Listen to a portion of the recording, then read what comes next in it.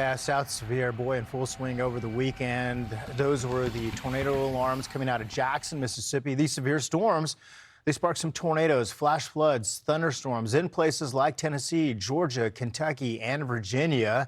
And you can see some examples of what things look like from these videos here. There were nearly 200 reports of severe weather on Saturday.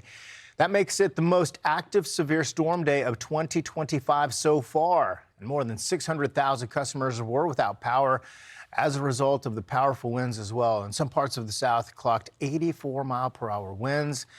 But then as we were talking about this, watching this, it did turn deadly as well. And that was a big concern out in Kentucky.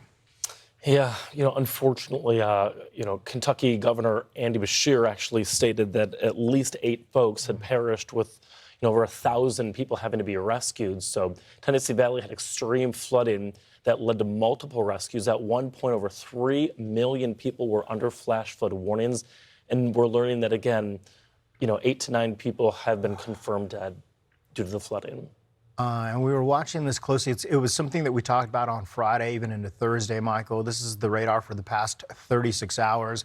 We were so concerned about portions across Tennessee into Kentucky due to the amount of snow that we had, the amount of rain that we had. The ground was downright saturated, and these storms were training. They were just in the same location. They didn't move very much, and that was a big problem for the flooding. Yeah, go ahead. You look at all the lightning that came through there, too. I do want to talk about the estimated rainfall for the past 3 days in those areas. You can see why. Isolated some spots, 5 to 8 inches of fresh rain. Widespread, including the higher elevations into the hollers, into the valleys. All that has to go down somewhere. And the Tennessee Valley, some of the top rainfall totals ranging from 3.4 inches in Martin, Tennessee to 8.46 in Port Royal, Tennessee. A lot of these close to the Tennessee-Kentucky border, even over into Bowling Green. 4.3 inches of fresh rain, the second wettest February day on record.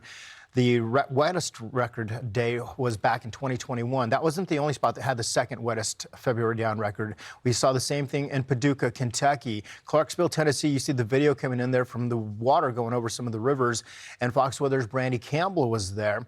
The number of reports that came in, flooding reports, it just littered the map, especially across the state of Kentucky. As we watch this, Michael, we are concerned. We also had some mudslides. About 14 of them in and around West Virginia into Kentucky. Also, the flooding for the rivers is going to be a concern because all of the rain that came down has to go somewhere, Michael. And it's going to take some time for this to really start to feed on down back up into the Gulf. Yeah, you think about places like the Kentucky River toward Ravenna. We'll see, the peak of that water level might not actually be until tomorrow or the day after.